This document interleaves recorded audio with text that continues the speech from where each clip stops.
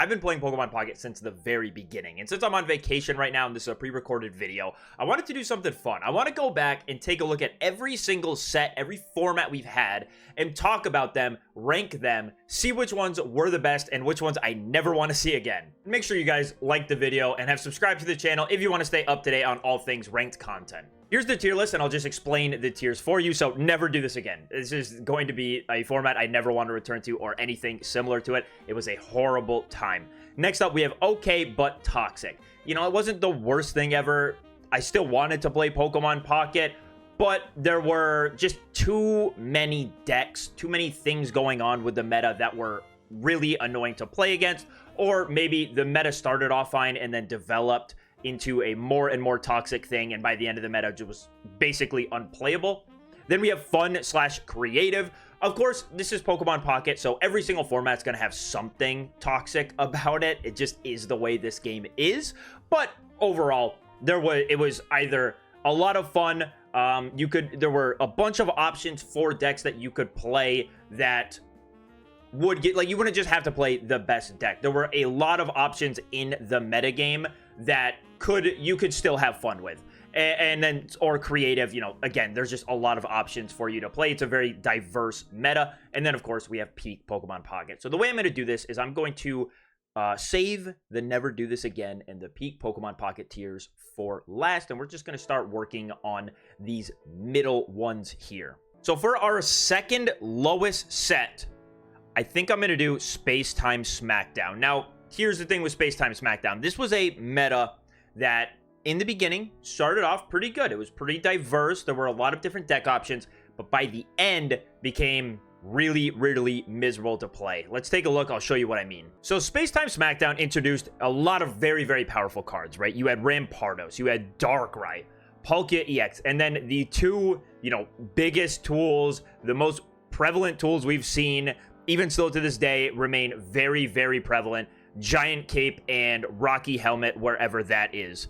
This set changed quite a bit, and at the start of it, everyone very quickly realized Darkrai EX is an insane card. Being able to do that passive 20 damage every single turn just from attaching your energy was ridiculous, and we saw a lot of Darkrai at the very start of the metagame. Palkia EX was now a Misty target that could just win you the game on turn 1 even more often than Articuno. If Articuno hit 3 heads on a Misty, it was still likely that you weren't going to win the game, but when a Palkia did it, it meant that it could just knock out another EX in front of it, do 150 damage. There were some very annoying ways to lose games in this format, and what I'll be doing throughout this video is comparing the first week of Ursa Day Pocket weekly results to the very last week in that format. So you can see at the start of this format, we saw a lot of Gyarados, Greninja, and that's because Gyarados was already a really powerful deck from the previous format.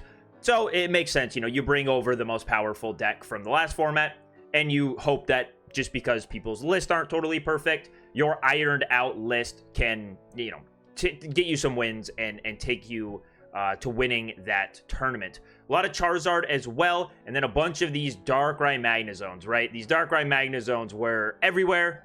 Darkrai Greninja, there was just a lot of Darkrai stuff, and even the Darkrai stuff, I didn't really mind all that much. I thought it was fine. You know, Darkrai's a bit of an annoying card, but Darkrai Magnezone, it wasn't anything out of this world. It's not like you were ever losing the game on turn 1 because of it. And some other notable decks like Exeggutor Yanmega, Charizard, or sorry, Weavile Darkrai. Weavile Darkrai was a bit of a toxic one, but it wasn't the end of the world. Yanmega Dialga was a fun pick. Things were fairly fun for this format at the beginning. As the meta started to develop, you saw a lot more fun decks. You saw things like Wormadam Skarmory, Magnezone Skarmory, Magnezone Hitmonlee. There are all a lot of Magnezone variants, but one prize decks are just fun. Even though Magnezone was everywhere, it was still cool to have different ways to play it. But towards the end of the format, you know, after that nice little middle period of, oh, we have all these 1-point decks to play with and all of this, people realize that, well, there's now a new way to counter like everything, and that is with this Exeggutor Celebi deck. So the format then became Exeggutor Celebi taking up 17%. There were some tournaments where this deck was like 25-30% of the meta. It was ridiculous. And then you'd have Charizards to counter the Exeggutors, and then you'd have Darkrai EX Magnezones, which could still beat, either of these decks, but Exeggutor Celebi became a gatekeeper for anything fun. There was no one point deck that could ever get through this deck, and I'll show you a list right here just so you can understand what the game plan was. The game plan was evolve into Exeggutor, start using Tropical Swing, heal, heal, heal, heal, heal. It was very, very miserable. This was a deck that walled off all of the fun decks, to me. 1 point decks are some of the most fun ways to play the game, and playing against this deck, I don't know that you can, I mean, maybe you can refute this, maybe this is fun to you, but flipping a coin on Exeggutor EX, there's the chance that you high roll and just start doing 80 damage every turn, running your opponent off the board, and then healing, just making sure it's never getting knocked out. To me, it felt not interactive at all. It was like you would be trying to get through this giant wall, and they would just constantly heal it. And then if they were high rolling with their Tropical Swing coin flips, you just wouldn't even get to play the game. There were a lot of games that were determined on turn 2, and it really was just, if my opponent flips heads on Exeggutor right now, I lose. And that's it. And then even past that, even if you could get through that, you still had to deal with this 160 HP monster with Ericas and potions and Giant Cape, healing it constantly, double Sabrina, just doing everything it can to be as annoying as possible. So this deck really defined the back half of the meta and again erased a lot of creativity from the format. It just became a revolving door of Exeggutor, Charizard, and Darkrai Magnezone. That was really all you saw. Next up, we're still going to be in the okay but toxic tier, and a theme you're going to see with the lower tier formats is that they were all centered around decks that played very little Pokemon, a lot of trainer cards. There was just one Pokemon EX in the format that was way too strong and could adapt to literally anything that was happening and give itself a favorable matchup against even its counters. So next up, I want to add in Shining Revelry. Now, when I started this video, I thought I was going to put Shining Revelry all the way at the bottom, but after looking through the decks and what we actually had, thinking about it logically, I can't put Shining Revelry all the way at the bottom. There was still some nice diversity within this format. There were quite a few decks you could play. The only problem is that it was really centered around Darkrai Giratina. When Shining Revelry was released, there wasn't a whole lot of cards that really impacted the meta. There were the trainer cards like Red, do 20 more damage to your opponent's EX Pokemon. Iona was fine, wasn't in a whole lot of decks. Gold Pokeball. But as far as the Pokemon, there wasn't really a lot here. It was probably the least overall impactful set, as far as how many cards changed up the metagame, how many cards were actually good in it, but the cards that were good were way too good. So obviously we have Giratina EX.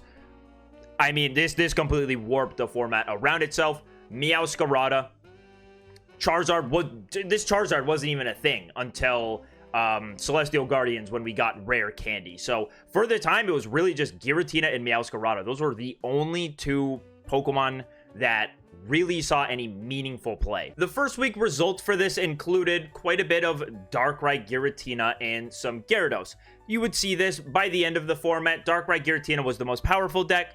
Gyarados Manaphy was likely the second most powerful deck, I would say. Gyarados took a fairly good matchup into Darkrai Giratina, and Darkrai Giratina was just able to beat basically anything else in the format. They, started to include Mars and Red Card. In the beginning, not very diverse. We just see a lot of Giratina Darkrai. Some other decks popping up, like Arceus Meowscarada. That deck fell off immediately. Meowscarada Beedrill, some Rampardos Lucarios, Gallade Hitmonlees, some things here. It was decently diverse at the very beginning. And now this is the end of the format here. And this doesn't really tell the full story for this one. You're going to see, there's a lot of Charizard, some more Rampardos, a lot of Darkrai Giratina still, obviously. But towards the end of the format, there were quite a few decks you could choose from. There was, of course, Darkrai Giratina and Gyarados. Charizard was fine. There were some Meowscarada variants that were fine. Like Meowscarada Beedrill was okay. You could play your Rampardos decks. There was Magnezone Meowscarada, which was fun. There was Arceus Carnivine, which I had a great time playing. there were enough decks here to keep it interesting. Obviously, not my favorite. I thought that Darkrai Giratina, you know, a format centered around a deck like this, where you're only playing 4 Pokemon and the rest are trainers. You know, you just have access to anything you can think of. They started adding Team Rocket grunts as well, which was a very, very annoying thing. Horrifically annoying way to lose a game was if my opponent hits, you know, has Team Rocket grunt in hand and hits 2 heads on it, I just lose. It is what it is. Nothing I can do about it. That was never fun. Just the overall, like, the way that the meta revolved around Darkrai Giratina was definitely the most annoying part of it. But outside of Darkrai Giratina, there was a lot of very, very fun decks you could play. Next up, I have Mythical Island, and I'm putting this in the fun/creative tier list. This was just a really fun time to be playing the game. I still remember how exciting it was when this first set dropped, and it introduced obviously some very powerful cards that, you know, would become some of the better decks. But overall, this meta was incredibly diverse. There was a lot of ways to play Pokemon Pocket successfully. Now, the most notable cards from Mythical Island were Celebi EX at the start. Everyone thought this card would be incredible paired along Serperior. Serperior would allow all of your grass attachments to count as 2. So Celebi, you'd attach 1 energy to Celebi, it would count as 2. Druddigon was a new, really strong wall in the game. You would put it in the active spot and its ability would act as a Rocky Helmet. You would take 20 damage if you attacked into it. Leaf was a great supporter card. We had Mew functioned really just as a counter to Charizard, one of the bigger decks coming out of Genetic Apex. And Gyarados EX. Gyarados was another very powerful EX card. Just insane stats, 180 HP, 140 damage. Golem was fairly decent as well at the start of the format. So take a look here. This is the very first week. In the very first week, we saw a Golem Druddigon deck win. This was crazy, right? You have Golem. He sits behind Druddigon. You power up this Golem, and once the Golem's active, all powered up, ready to go, you can leaf into it, start dealing 120 damage, and then he would reduce the damage he took by either 20 or 30. I can't even remember. It's been a while since we played Golem. Golem was only really good for this very first week. After that, he sort of fell off. But this was a pretty fun deck. You now had the option to play these slower decks, right? Like before, you couldn't really get away with building up a big wall in the back because you didn't have, you know, really anything to stick in the active spot. And a lot of the big cards like Golem simply did not have the damage output to be great. You know, you have to think this was before Rocky Helmet. We didn't, the only way to buff our damage was Giovanni. Plus 10 isn't a whole lot. But now with Druddigon, you were able to almost guarantee that when your big Pokemon comes up and starts attacking, your opponent has already taken at least 20 damage from attacking into the Druddigon prior. You know, it's not like they can ignore the thing and just let you set up your giant wall in the back. They have to do something. So it was pretty fun. It was pretty fun. The Druddigon could get, you know, a little annoying. This was before Cyrus as well, so we had no way around Druddigon besides Sabrina, but there were just a lot of really fun decks to play. You had Arcanine Moltres. I loved this deck. It was just a quick fire-type attacker. Arcanine would do 120 damage. It did a little bit of recoil damage to itself, but Arcanine Moltres could, you know, farm Pikachu Raichus. Then you had Charizard Arcanine. This is just Charizard with Moltres and a 1/1 Arcanine line in it. Charizard Moltres was still good. Mewtwo was still fairly good at the start of this format, and Pikachu was good as well. And we saw the rise of Gyarados. What's very interesting is at the start of this meta, Gyarados seemed like it had been a flop. People hadn't, at the very beginning, people were trying Gyarados with the Vaporeon card that came out in Mythical Island as well. Vaporeon let you just move water energy around on your water Pokemon, and that wasn't working. You know, it just was not working. It was a bad deck. Then someone figured out, oh, let me try Gyarados with Greninja and sitting behind Druddigons. And once that was discovered, Gyarados skyrocketed. So yeah, like people were trying Starmie, Gyarados Butterfree. Neither of these decks would really stick around that long throughout the meta, but they were funny to see at the start here. We finally figured out a way to start playing Celebi, and it was with I mean, you had a big package here. That was my bad. You had to put in Executor EX in order to make the deck work. People were trying just Celebi and Superior at the start, and it just was not functioning. You really needed Executor EX to help carry the Celebi throughout. And again, like we talked about with Spacetime Smackdown, you would use Executor EX, and then you would have the Superior as support, so your Celebi EX at the end of the game was really, really powerful. Executor EX, just a great wall in the beginning of the game as well, you know, 160 HP, doing either 40 or 80 damage every single turn. That was how we figured out, okay, this is how we're supposed to be playing Celebi. In the beginning, when people were trying just Celebi Superior, it was really starting to fail. You saw some other interesting decks, like Aerodactyl EX Pidgeot. So the Pidgeot was this cool card that lets you, it has the drive off ability. Once during your turn, you may switch out your opponent's active Pokemon to the bench. Pidgeot basically just had Sabrina as an ability. Hitmonlee was great because Gyarados had become a very, very strong deck, and Hitmonlee's was a direct counter to the Magikarp. Magikarp has 30 HP. Hitmonlee does 30 damage to one of your opponent's bench Pokemon. Boom, Magikarp's gone. Aerodactyl has the cool ability that says your opponent's Pokemon, your opponent cannot evolve their active Pokemon.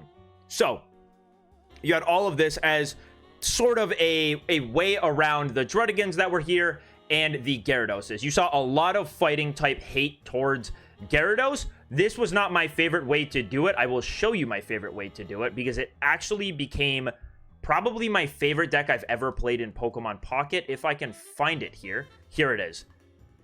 Greninja Fighting. This deck was so sick. I can't even begin to explain to you how fun this deck was. Marshadow, this revenge attack. Your Marshadow does 40 damage if one of your Pokemon was knocked out. It does 60 more. So Marshadow's doing 100 damage if somebody got knocked out. Greninja, going to allow you to start doing 20 damage wherever you want on the board. You guys know. Hitmonlee, that just like we talked about, gonna do 30 damage to one of your opponent's bench Pokemon. This deck was so skill intensive, and you were just never out of it. I won so many games with this deck purely by out-skilling them. Because it's a 1-point deck, you got to stay in the game for longer. You know, nothing was really all that fast in this game. There were, you know, some things like Gyarados if they hit a Misty, but you have Hitmonlee to deal with the Gyaradoses. The other matchups, you could really plan your damage accordingly and end up winning the game like that. I mean, I just did some crazy things to people on the ladder with this deck. It was so much fun. And this was sort of like what was going on during Mythical Island was you had, because there was nothing too overpowered, no extremely powerful trainer cards. You know, the only hand disruption we had was red card, and not really any deck was playing that besides the like Articuno 18 trainer deck. You were able to build up these big combo turns. You knew your hand was safe. You were just evolving your Pokemon normally without worrying about your hand going away. It was a very, very, very fun time to play Pokemon Pocket. At the very top of the meta, there was sort of a revolving door if you chose to play one of the bigger meta decks. Mewtwo, Gardevoir, Gyarados, and Pikachu. Mewtwo could not really do anything against Gyarados. If you look at the matchup for it, 33%, it could beat Pikachu.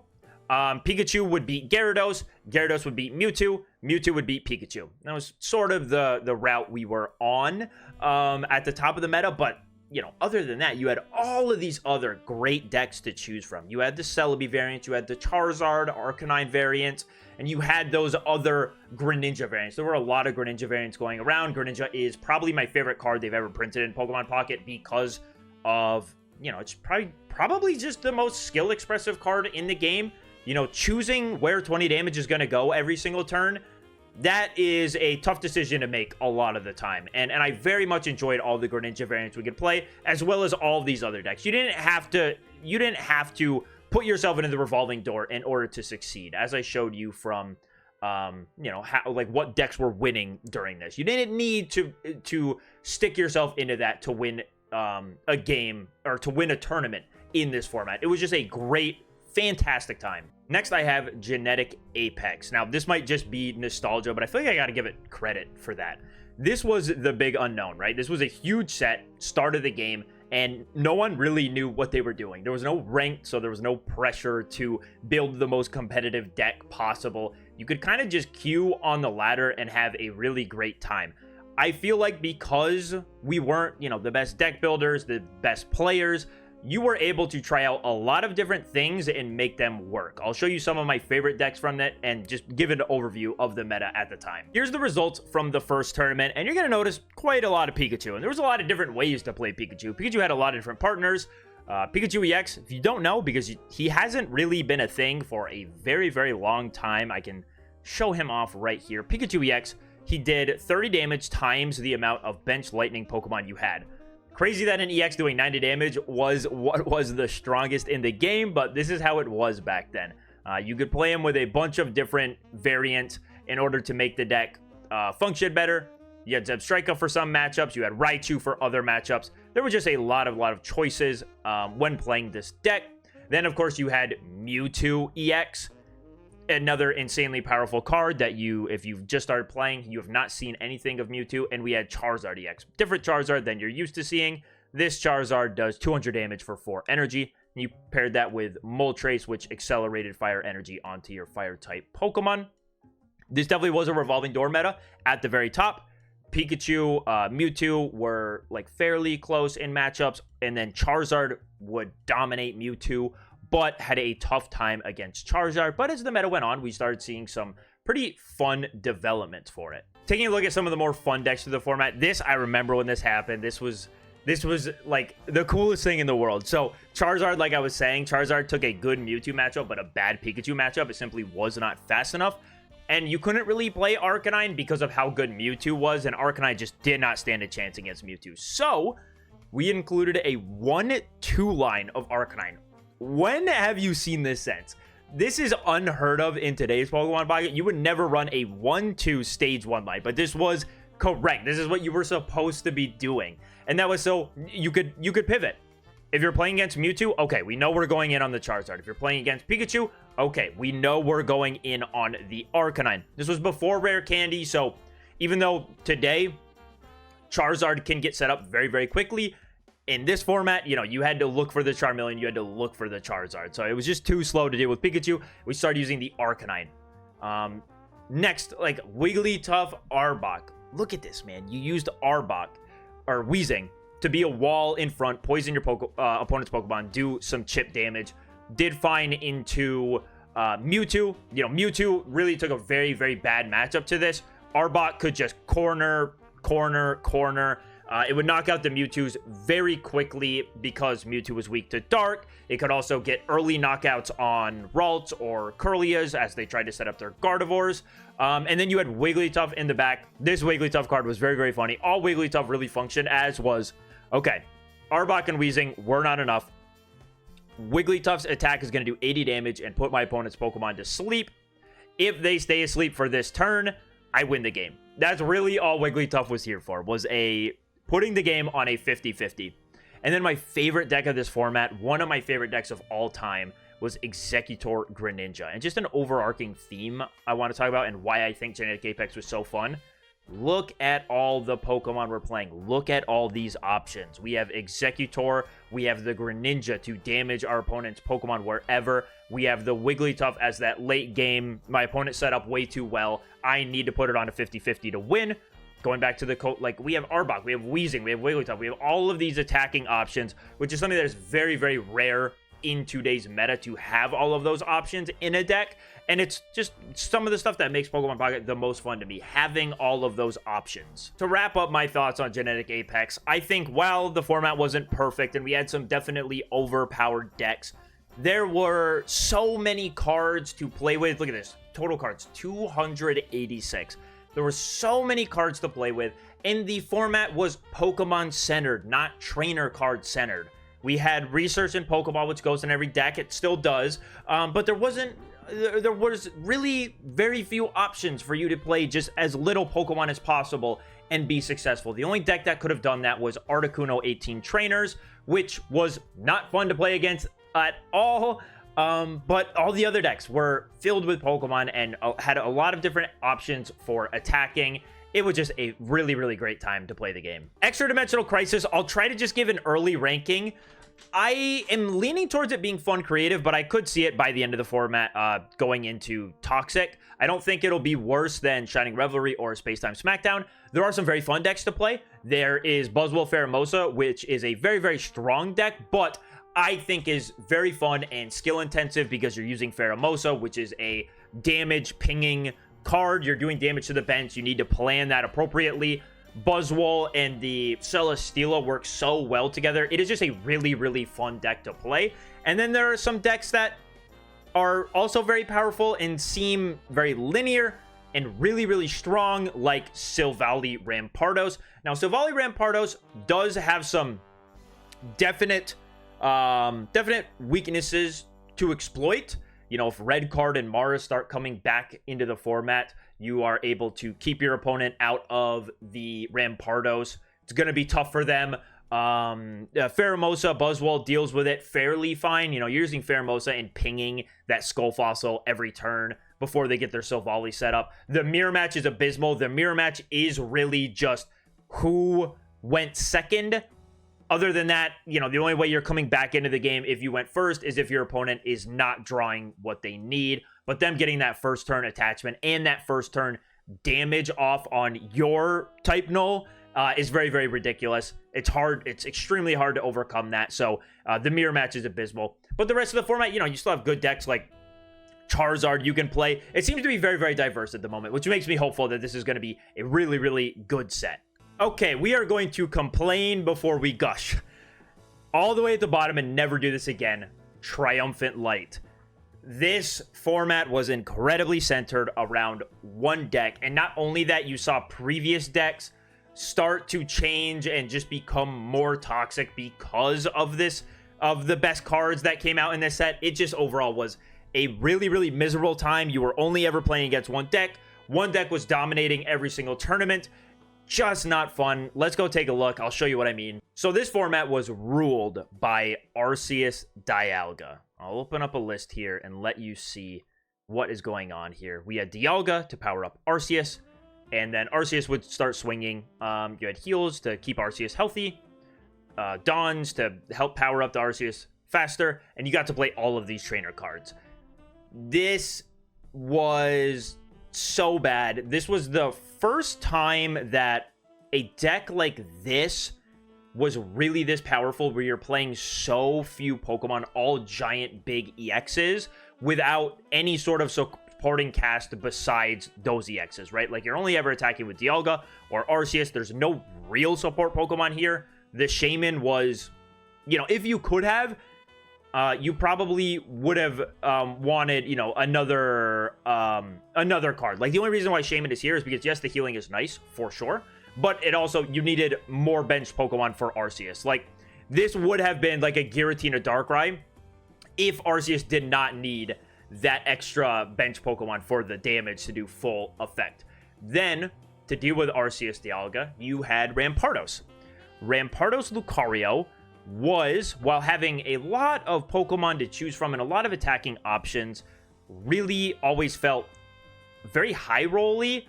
If you were able to get Skull Fossil into Cranidos, into Rampardos quickly, you would just win that game over anything. Rampardos was that strong in this meta. There was not a lot that could deal with Rampardos doing 130 damage too quickly, and games just sort of came down to that. Rampardos would also fail if it was never able to find the Skull Fossil, which also happened. So it never felt like a really fun deck to play. You know, you're trying to find the Skull Fossil, and if you high roll and you get it, sometimes you even get 2 Rampardos online, and it's just triple, quadruple GGs. But, you know, looking at it, look, there's really not much besides Dialga, Arceus, and Rampardos. There are a few other decks sprinkled in here. And very, very annoying was Palkia EX. Palkia EX went from this fun deck in the last format where you played Palkia and you played Manaphy and you played the Vaporeon. You know, you had all of these Pokemon, Manaphy to power everything up, the Vaporeon, which could be an attacking options, but more often than not, you know, you were taking things slow. People realize that, well, in this format, it's actually just better to do this. To play 2 Palkia and 18 trainer cards. We don't see 18 trainer decks, really all that much. You know, Darkrai Giratina is the closest thing we have to it nowadays. But in this format, it was at an all-time high. And it's always very annoying playing against a double Palkia deck. And all they need is one Misty to go well for them, and you've lost the game. You could even lose the game on the first turn. Doesn't really happen anymore. I'm glad we've moved away from it. Misty has not been really in the format for a bit. Even in Shining Revelry, Gyarados were playing one Misty by the end of it, you know, because it just wasn't doing enough. That you just didn't want to take the chance on the coin flip. Yeah, stuff like this was ridiculous. And this paired with Arceus Dialga just being the best deck. There were some good things about the format, right? Like there was a deck that I really enjoyed playing, which was Gallade Hitmonlee. But even though this deck was a straight up counter pick to Arceus Dialga, by the end of the format, Arceus Dialga had teched themselves out pretty well that this deck really didn't stand much of a chance. So really, you know, my biggest problems with this format was the fact that we saw decks develop, become way more toxic. We saw Arceus Dialga rule the format. And if you wanted the only consistent way to really beat Arceus Dialga, you had to play something like Palkia 18 Trainers, try to high roll with a Misty, or play Rampardos Lucario, which again felt like a really high roll deck. If you didn't, you just needed to find Rampardos. If you didn't find Rampardos, they could just overrun you with Dialga into Arceus, or just attack you with 2 Dialga to get around the weakness on the Marshadow. Just overall a very, very miserable time. This is what the end of the format looked like. Again, a lot of Arceus Dialga and Rampardos, which makes sense. You know, when you have a 1,500 player tournament, a Rampardos Lucario being able to go the distance for how much it was played makes sense. But it's like the only Rampardos Lucario here. You got to go down pretty far to find another one, which is the nature of high roll decks. Sometimes they can high roll and go all the way, and they've got it. You also saw Gyarados come back a little bit. Gyarados with Origin Form Palkia. This again was a... this Origin Form Palkia was a fairly annoying card for sure. It either did 60 damage or it did 120 based on a coin flip. And, you know, sometimes the Palkia would suck. Sometimes it would be the best card in the game. But, yeah, just overall, like, no diversity here. And the only form of diversity were all really, really annoying. There were so few decks that were, you know, to me, all that skill-intensive. Obviously, piloting Arceus Dialga is going to have skill involved for sure. But I prefer the skill to come from Gallade Hitmonlee. You know, pinging damage everywhere. Stuff like that. Arceus Greninja is like a fake... Oh, that's me. Oh, that's me. Arceus Greninja is like a fake skill deck, which I found out in this tournament. Arceus Greninja would just win games by... You sat behind Druddigon, and it really just became... if you find Arceus and get a giant cape on it with a Greninja, you would beat Arceus Dialga. If that didn't happen... you would lose. So, I didn't love the deck. Even this deck, like, dude, fake skill intensive. You got Greninja, you have the Greninja to ping, you can attack with the Greninja, you can attack with the Heatran, and you can attack with the Druddigon. All you were doing was sitting behind Druddigon, attacking with Arceus, and trying to get a giant cape on it before you lost the game. So, fake skill deck, 0 skill required, free top 32. Yeah, it just wasn't a good time. And I played in tournaments during this, so I would know. It was not a great time. I got 11th place at another tournament with Gallade Hitmonlee, and it was just Arceus Dialga the whole way up. And then after it became just Rampardos Lucario was all you were playing against.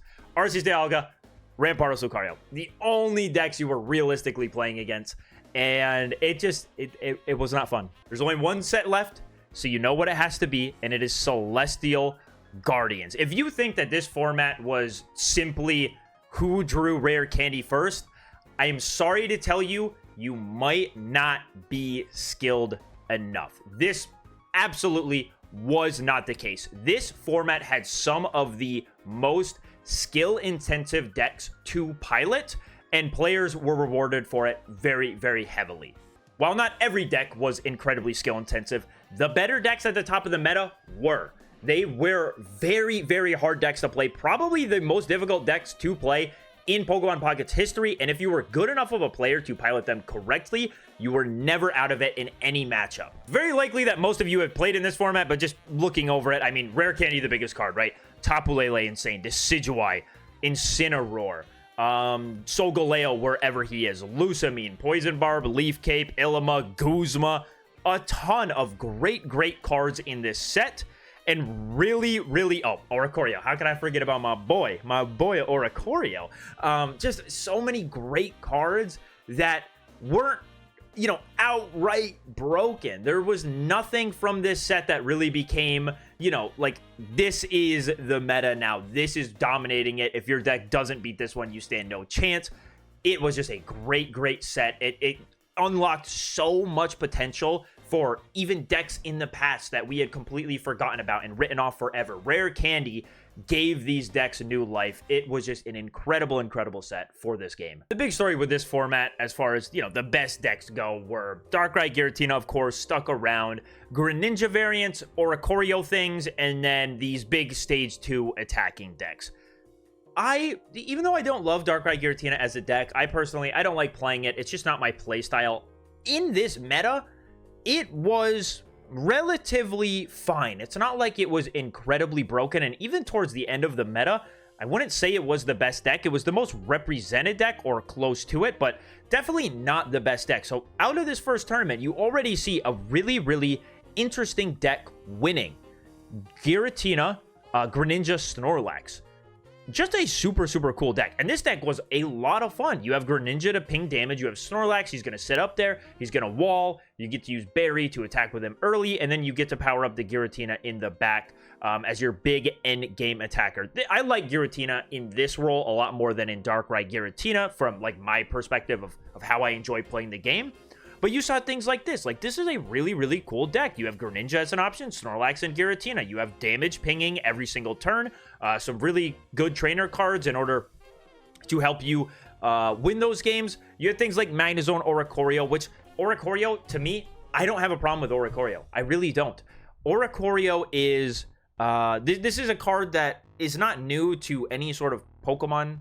like Pokemon format, as in like the real TCG. There have been cards like this all the time in the real TCG, and if you don't know how to play against them, or you're playing a deck that just loses to them, and you're getting upset that this card exists, it's, you know, it is what it is. It is what it is. It's a card in the format. You got to play around it. You need to, if you hate losing to Oricorio so much, don't play a deck that loses to Oricorio. It's fairly simple to do. Just, you know, the only deck that really outright lost to Greninja Oricorio was like Darkrai Giratina, which honestly, fine, it needed a counter like this, or Charizard Incineroar.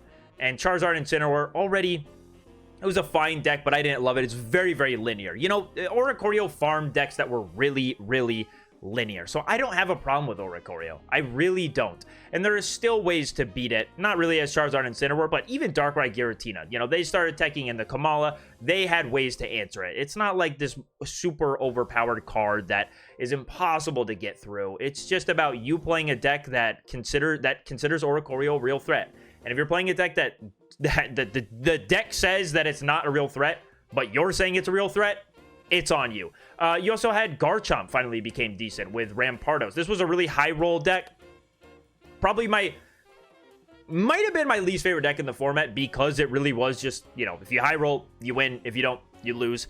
Not much more to it. I didn't love Garchomp, but all of these other decks were really cool. Arceus Crobat was another fantastic deck with a lot of options that you could do. I really liked it. This was the beginning of the format, so things were a little bit different. Solgaleo Skarmory, unfortunately, wasn't the best. It took fine matchups against other decks, but the real big problem was that Solgaleo Skarmory is not good into Giratina Darkrai. And like I said, even though it wasn't the best deck in the format anymore, it was one of the more represented ones. And then you get to the end of the format. We discovered Meowscarada, Decidueye EX, Magnezone Oricorio stayed good. And Greninja Giratina completely changed. We went from Snorlax's to this Tapu Lele version. And this is what I meant when I said this is probably the most skill-intensive deck in Pokemon Pocket to date. Every single game, you are immediately faced with a decision. Am I using Broken Space Bellow this turn, or am I using Tapu Lele? If I'm using Tapu Lele, where am I putting this damage? Where is it going to be relevant later on in the game for my Giratina, or for Tapu Lele in order to do enough damage plus the Greninja pings to eventually knock out this thing I'm targeting? This deck is not easy to play at all, but it is really, really good, and you cannot deny that it is really, really good, because we would consistently see some of the best players in the game, like this person right here. You see them all the time at the top of these tournaments doing insanely well, and they were always playing Giratina Greninja with this Tapu Lele. This deck was very, very hard to play, and if played correctly, you could beat matchups that on paper you shouldn't even win. You could beat, like, you just think about it. Meowscarada Decidueye, okay, Meowscarada is going to be able to get through my Tapu Leles in 2 hits. I'm not doing a lot of damage to them. And then once their Giratina comes up, you know, and attacks, all right, Meowscarada can go in and knock that out. On paper, should be a fine matchup for you. If the Tapu Lele players knows what they're doing, they will make it as miserable for you as possible. It will not be an easy time for you at all. This deck was just so sick, and all the props to the people who were able to pilot it and consistently do well with it, which is what I love to see. I love to see a deck that is so good. Like this, I almost want to say it's not even casual friendly. Like this deck really was fairly difficult to use at the top level, or at least the skill gap was pretty insane on it. There's just a lot of really tough decisions you have to make every single turn, and those decisions can cost you the game if you make them incorrectly.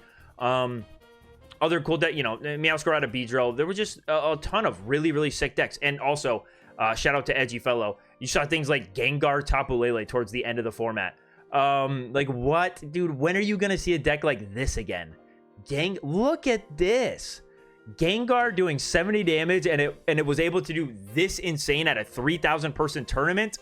You also saw Togekiss do well. Like, Rare Candy just really unlocked all of these weird decks that we would never play beforehand. Togekiss Tapu Lele. Again, the Tapu Lele, just a broken card, but being able to enable these other stage 2s was really cool. So overall, again, like this format was really skill intensive. There were a ton of decks to play. There were a lot of decks to play.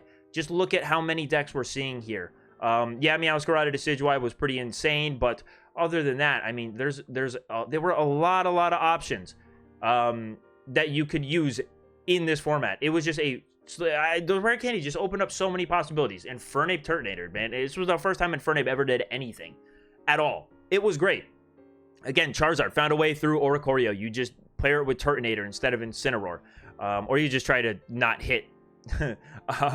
You try to not hit Oricorio, but it's pretty tough in this format. And then, so I'll show this again, Greninja Oricorio, or for the first time, because I love this deck. This deck took me far. At the end of the format, I traded out the Giratina for an Oranguru, and oh my gosh, the deck was insane. I literally gained like 200 points with the deck. Towards the end of the format, when like everything was figured out, everyone had played for a really long time, I gained 200 points on the Master Ball ladder within like 3 hours. It was crazy. It was crazy. Like, again, just another, you pair Greninja up with a few different attackers and healing, stuff like that. You have a very skill-intensive deck on your hands that if you're able to pilot correctly, make the right decisions every single turn, it's going to take you far. That's what I love about Pokemon Pocket. Having these options, having a bunch of different attackers, and having tough decisions to make every single turn. And if I make the correct ones, I'm going to be rewarded. So that's why I think Celestial Guardians is the best set we've seen so far, because of all of those things I just listed. That is going to be it. Let me know what you would change. Let me know what your favorite set ever was. I want to know what you guys had the most fun playing. The only thing I can think is like Genetic Apex could have been higher, but it's tough with the nostalgia glasses to really know. That's going to be it. Thank you guys so much for watching. Have a good one.